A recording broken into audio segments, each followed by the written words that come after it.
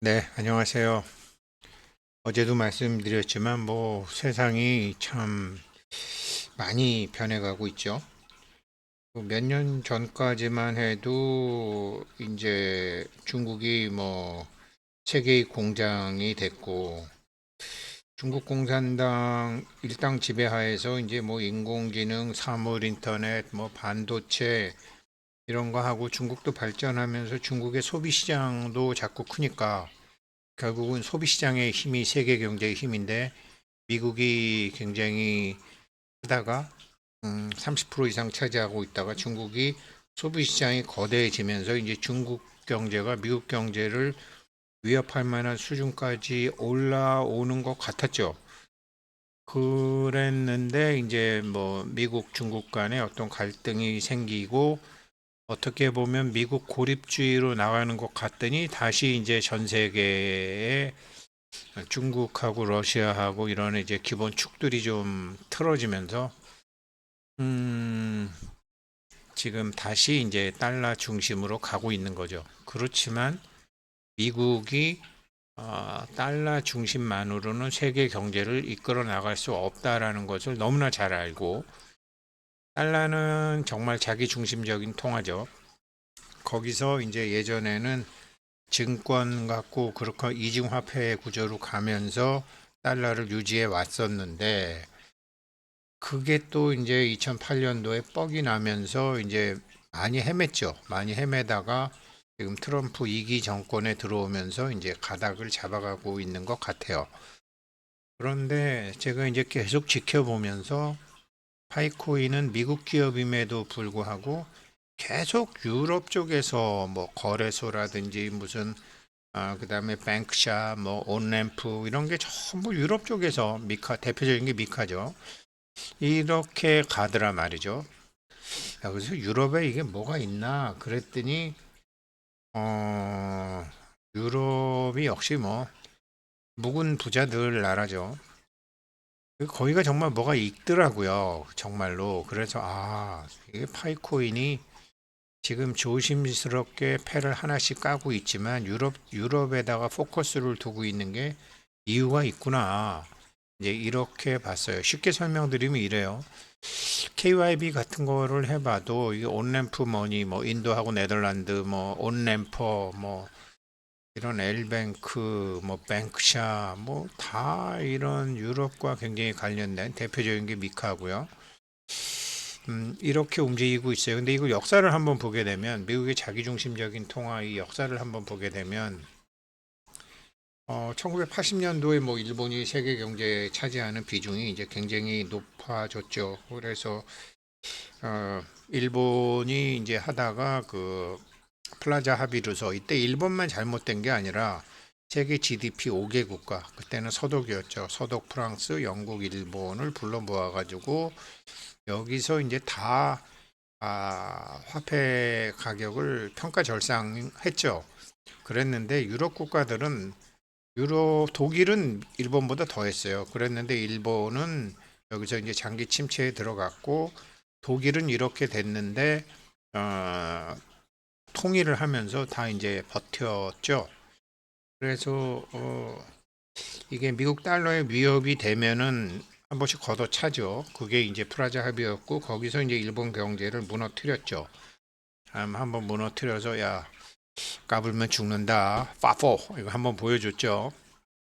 그렇지만 유럽에서는 이렇게 철저히 자국의 이익만을 위해서 행동하는 미국에 좀 티껍죠. 2차 대전 때 니들이 도와준 거는 하는데 그 좀 그렇잖아. 그래가지고서 이제 1993년이죠. 마스트리 조약을 만들어 가지고 유럽 연합을 만들고 화폐를 통합을 했죠. 여기서. 에, 그래서 2002년도에 이제 유로가 사용됐죠. 물론 여기에서 영국은 안 했죠. 우리는 여기에 키가 있더라고. 영국은 안 했죠. 영국은 안 하고 이제 나머지 이게 이런 걸 한 게 이게 유럽 연합이 이게 변동 환율제로 바꾼 다음에 아주 정말 눈 뜨고 보기 힘들 정도로 달러가 횡포를 부리니까 달러에 대한 불신감과 불안감 때문에 이제 유로를 발행하게 된 거죠. 영국은 빠졌고요. 이 빠진 게 지금도 뭐 굉장한 영국의 힘이 되더라고요. 보니까 그거 다 말씀드릴게요. 그래서 이제 하다가 이렇게 되니까 한번 걷어차죠. 이제 2009년도에 유로 회원국 중에 이제 포르투갈, 이탈리아, 그리스, 스페인 이게 이제 피그죠. 예, 피그라고 그때 그랬죠. 그리스가 정부 채무를 많이 만들었죠. 정부 채무가 돼서 이게 그리스가 문제가 생기면서 스페인, 뭐 이탈리아, 심지어 아일랜드까지 이제 문제가 됐었었죠. 그러니까 이게 여기서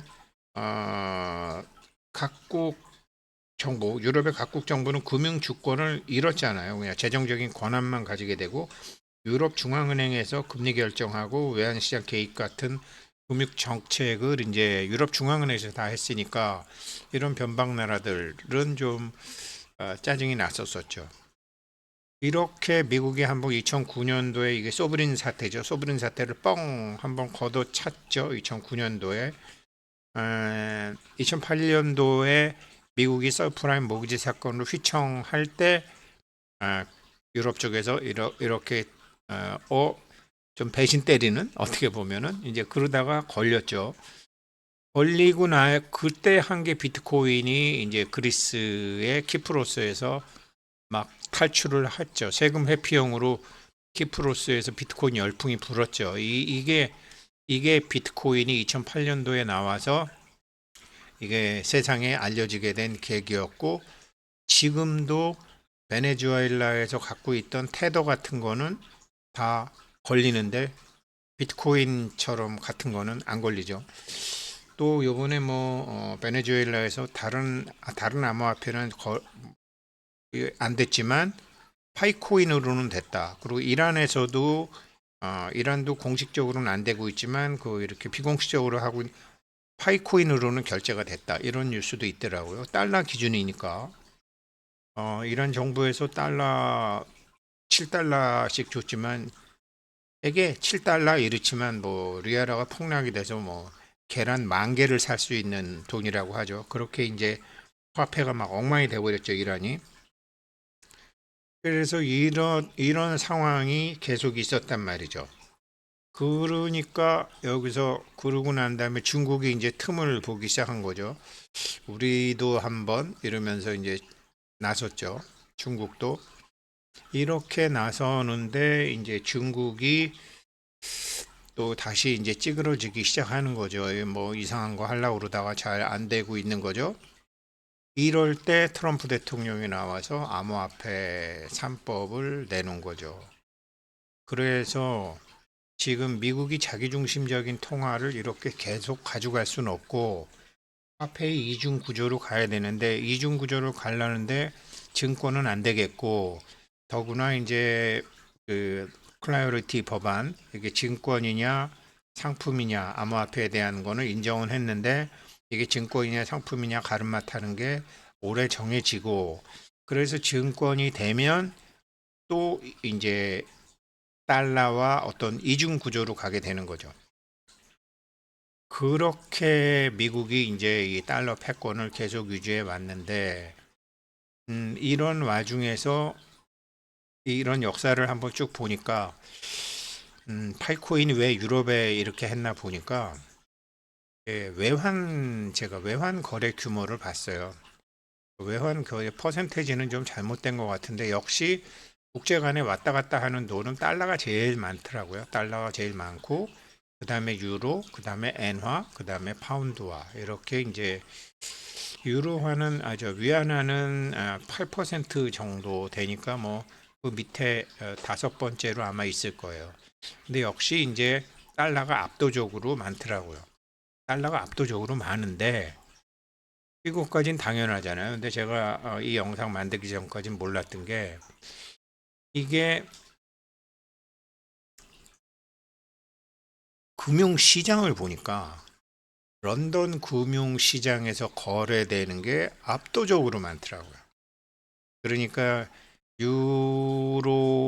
유로에서 화폐를 만들 때도 안 했고 유로 연합을 탈퇴했고 그러면서 파운드의 가치를 계속 지켰고, 파운드의 가치를 계속 지켜서 그런지 몰라도 전 세계에서 외환 거래가 제일 많이 되는 데는 런던이더라고요.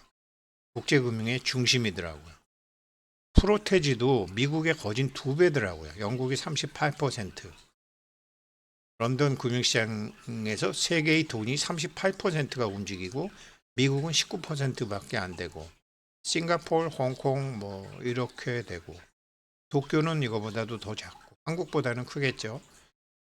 아, 이렇게 런던에서 이렇게 많이 움직이고 있구나. 그러니까 파이코인이 유럽에서 뭐 미카라든지 뭐든지 이쪽을 굉장히 신경 쓰고 있구나라고 이제 제가 생각을 하게 된 거죠.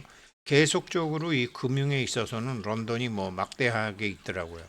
그런데 이걸 보다 보니까 스테이블 이렇게 국제 간의 자금 이동이 되는데 요즘 이제 AI도 되고 전체 자동화 거래 29%가 이렇게 되고 뭐 이런 건 좋아요.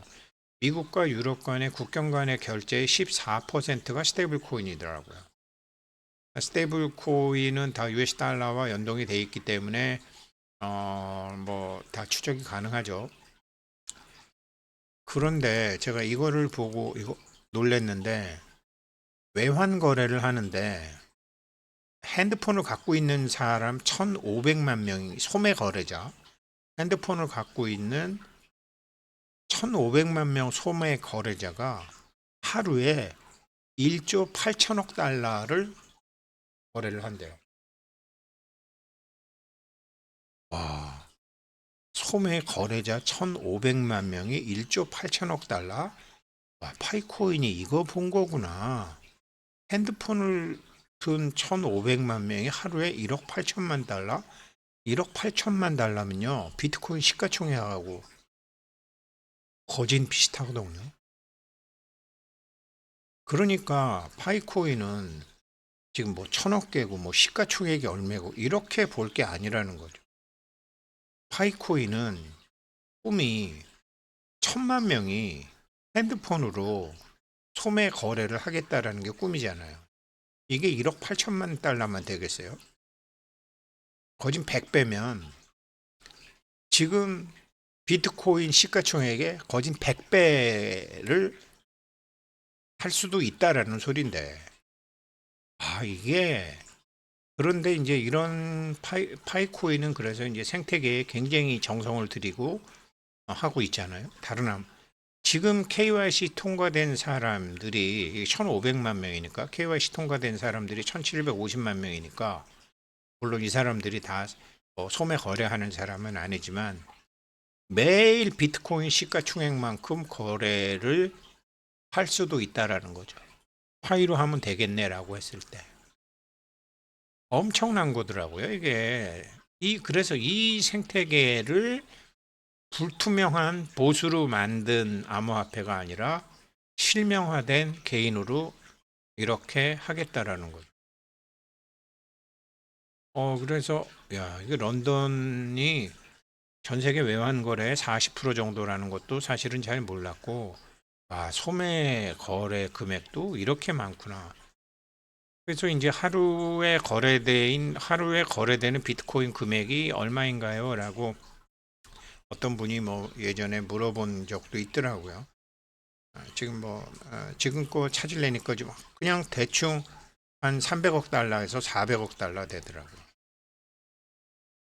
비트코인 하루 거래 금액이 그게 소매 거래량도 아니잖아요. 그냥 이 금융시장에서 투기판에서 뭐 왔다 갔다 하는 게 한 300억 달러, 400억 달러 돼요.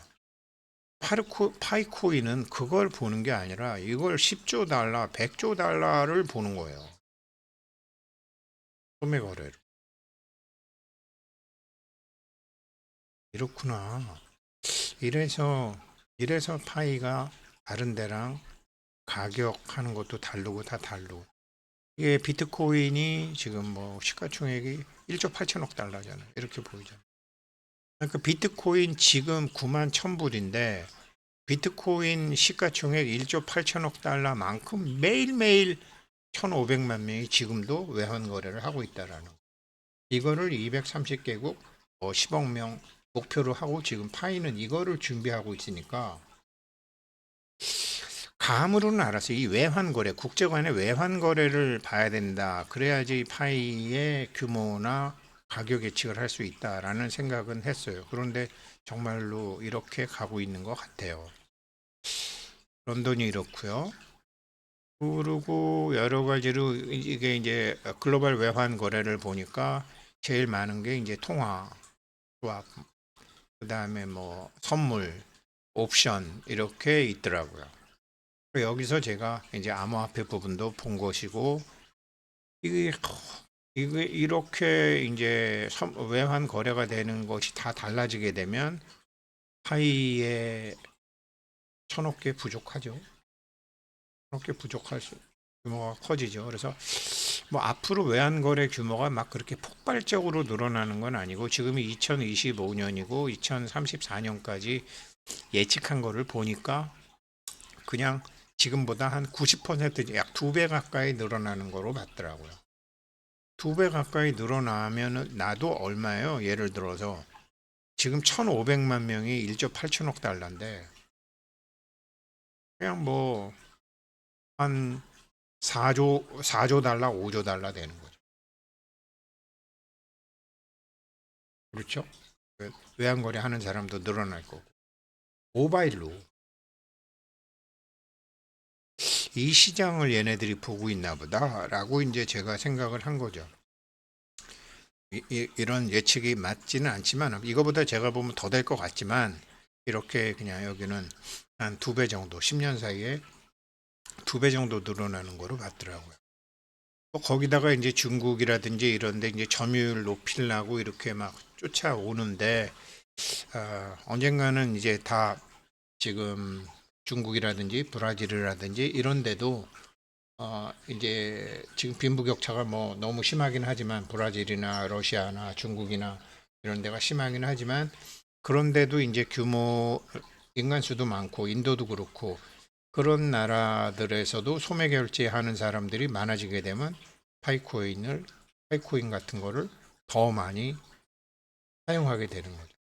물론 지금 뭐 베네수엘라 같은 데서 그다음에 이란 같은 데서 아주 소규모로 이 자국 화폐가 막 흔들리니까 달러 기반한 파이코인으로 P2P 거래 같은 건 되나 봐요. 뭐 그런 얘기는 나오고 있던데 전 세계적으로 전 세계에 지금 뭐 이란, 뭐 예멘, 뭐 캄보디아, 뭐 태국, 우크라이나, 러시아, 뭐 베네수엘라, 콜롬비아 전 세계에 이렇게 문제가 터지는데 문제가 터져도 항상 통신이 되는 거는 스타링크고 문제가 터져도 자국 화폐에 문제가 있어도 결제가 되는 거는 핸드폰을 갖고 있는 파이코인이라는. 이거를 보고 있구나. 이게 막연히 봤지만 막연히 왜 유럽에다 하는가라는 생각은 했지만 전부 유럽이잖아요. 유로 10대 거래소, 뭐 파이노드, 뭐 어쩌고 저쩌고 하는 게 사실 아프리카는 유럽의 앞마당이잖아요. 아프리카는 유럽의 앞마당이고 동남아시아는 일본의 앞마당이었었는데 이제 한국도 중국도 이제 좀 들어가고 있고 아프리카나 중동 국가, 서아시아 국가는 유럽의 앞마당이었는데 지금 중국도 찝쩍찝쩍 하고 있고 뭐 다 이제 그랬었잖아요. 그러니까 유럽이 참 중요한 데더라고요. 왜 그러냐면 모든 법 체계, 외환 체계가 미국식이 아니라 영국식이거나 유럽식이거든. 하이코인이 그 시장을 보고 움직이는 것 같아요.